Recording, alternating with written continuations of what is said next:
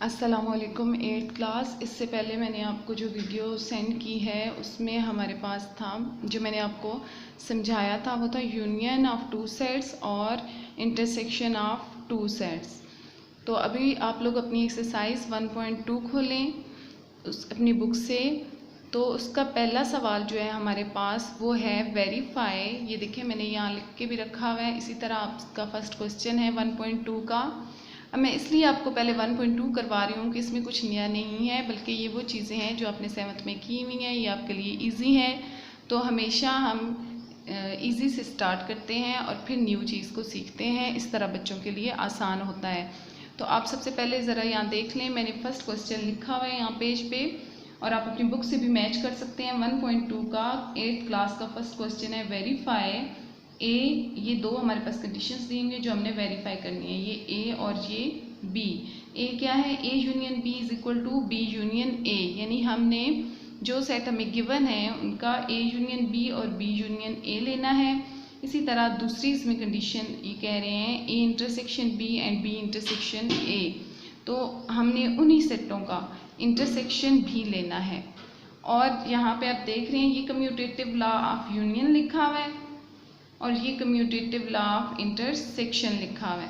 तो जब हमें ऐसी कंडीशन दी जाती है और कहा जाता है वेरीफाई, तो हमने इक्वल के दोनों साइडों को सॉल्व करना होता है और दोनों के आंसर इक्वल आने ज़रूरी होते हैं। यहाँ पे आपको दो पार्ट दिए हुए हैं। आपकी जो बुक है उसमें आप देखेंगी कि दो पेयर ऑफ सेट हैं। एक इस तरह से नंबर 1 है ए, जिसमें ए आपके पास है 1 2 3 अप टू सो ऑन 10। ये जो अप टू सो ऑन का वर्ड है, इसका मतलब ये है, ये जो डिजिट डॉट्स लगे हुए हैं जस्ट, इसका मतलब क्या होता है कि जिस रूटीन से पीछे हमारे पास डिजिट्स आ रहे हैं इसी तरह आगे 10 तक चलते जाएंगे।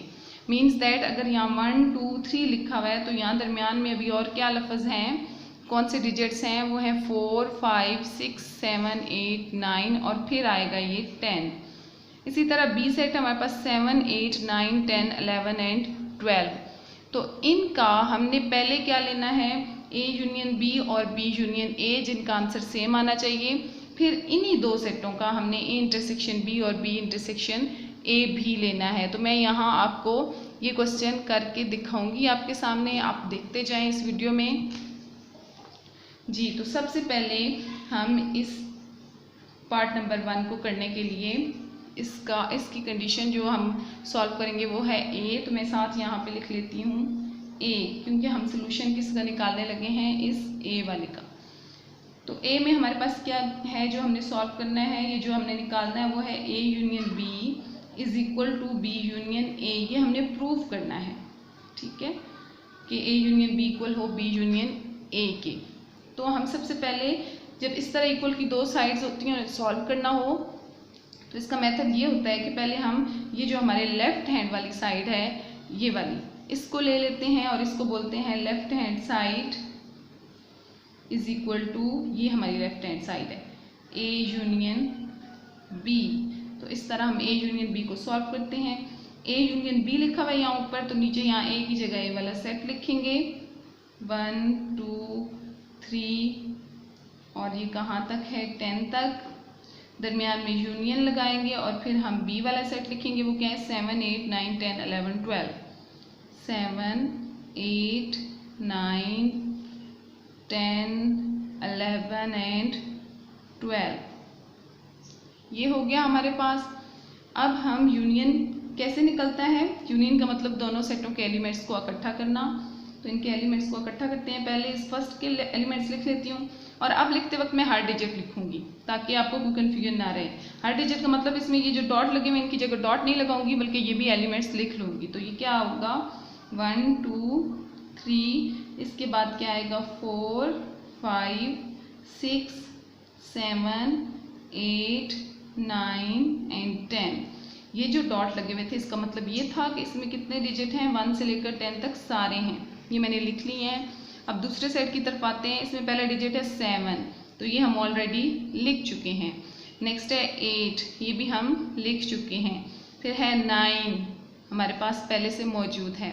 फिर है 10 मौजूद है हमारे पास। तो क्या नहीं है हमारे पास? 11 और 12। तो यहाँ पे हम इसमें ऐड कर लेते हैं 11 और 12। इस तरह ये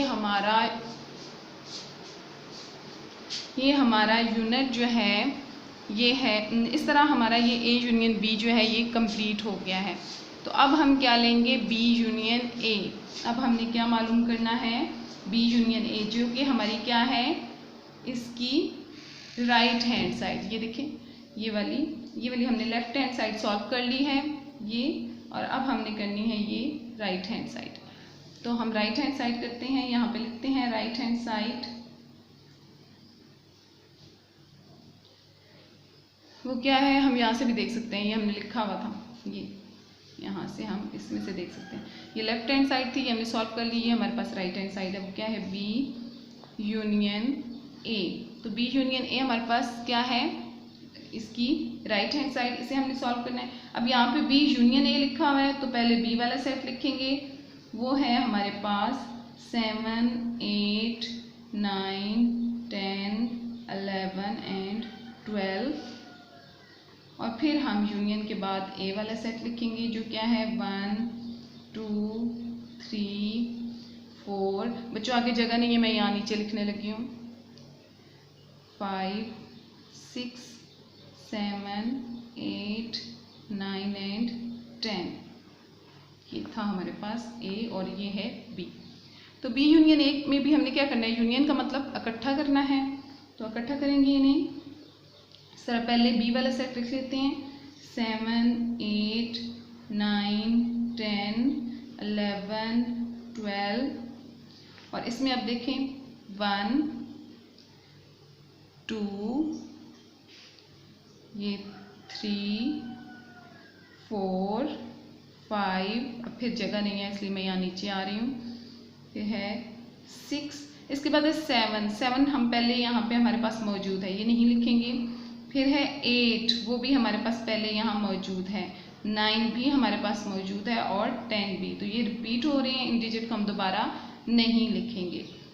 तो मैंने अभी इससे पीछे जो एग्जांपल भी आपको दी थी, जो पिछली वीडियो आपको सेंड की है, उसमें क्या बताया था कि इन डिजिट्स की अरेंजमेंट को अगर हम चेंज करते हैं तो किसी डिजिट की भी जगह चेंज होने से सेट पे फ़र्क नहीं पड़ता। इसलिए मैं इसकी ज़रा तरतीब लगाने लगी हूँ सही तरीके से। जो हमारे पास 1 से लेकर 10 तक काउंटिंग होती है, उस हिसाब से हम इसकी जो है तरतीब लगा लेते हैं। सबसे पहले आएगा 1, फिर मैं लिखूँगी 2, 3, 4, 5, 6, 7, 8, 9, 10, 11 एंड 12। तो ये सही तरतीब से हो गए हैं। अब यहाँ पे आपको वाज़िया हो रहा होगा कि ये हमारे पास बी यूनियन ए है और ये ऊपर हमने लिया था ए यूनियन बी। तो बच्चों देख लो दोनों के आंसर क्या हैं, बिल्कुल सेम हैं। तो हम यहाँ पे, क्योंकि क्वेश्चन में क्या था, वेरीफाई का मतलब ये होता है कि दोनों साइडों को इक्वल प्रूव करना है। तो हमने ये इक्वल कर दिए हैं। अब यहाँ पे हम लिख देंगे हेंस वेरीफाइड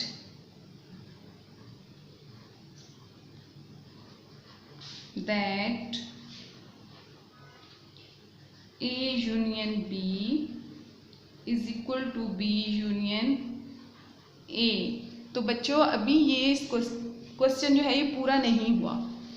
क्वेश्चन क्या था कि हमने ये जो 1 वाला हमारे पास फर्स्ट पार्ट है, इसमें ये जो पेयर ऑफ सेट है A और B, इसके लिए हमने ये कंडीशन A भी करनी है और कंडीशन B भी करनी है। अभी मैंने सिर्फ कंडीशन A सॉल्व किया, अब हम करेंगे कंडीशन B। तो इसको देखते हैं बच्चों। हाँ जी, कंडीशन B हमारे पास क्या थी, मैं पहले यहाँ लिख लेती हूँ। B कंडीशन वो है हमारे पास A intersection B is equal to B intersection A। Elements और सेट वही सेम रहेंगे, सिर्फ हमने उसमें अब यूनियन के बजाय इंटरसेक्शन मालूम करना है। तो इसमें अब इसकी लेफ्ट हैंड साइड ये है हमारे पास, पहले से सॉल्व करते हैं। Left hand side is equal to A intersection B। तो पहले A वाला सेट लिख लेते हैं, वो हमारे पास था 1, 2, 3, 4, 5, 6, 7, 8, 9, 10। तो बच्चों यहाँ पे मैंने डॉट्स नहीं लगाए ताकि हम कॉमन एलिमेंट्स ढूंढते वक्त कंफ्यूज ना हों। इंटरसेक्शन बी के एलिमेंट्स लिख लेते हैं हम, वो हैं 7, 8, 9, 10, 11 एंड 12। तो ये हो गया। अब इनमें से इंटरसेक्शन है ना, इंटरसेक्शन का मतलब कॉमन एलिमेंट्स फाइंड करने हैं। तो यहाँ पे 1 है, यहाँ नहीं है, 2 है, नहीं है। हम सिर्फ वो देखेंगे जो दोनों सेटों में हों। जैसे ये 7 है, यहाँ भी 7 है, तो यहाँ हम लिख लेते हैं 7। फिर ये 8, यहाँ भी 8 लिख लेते हैं।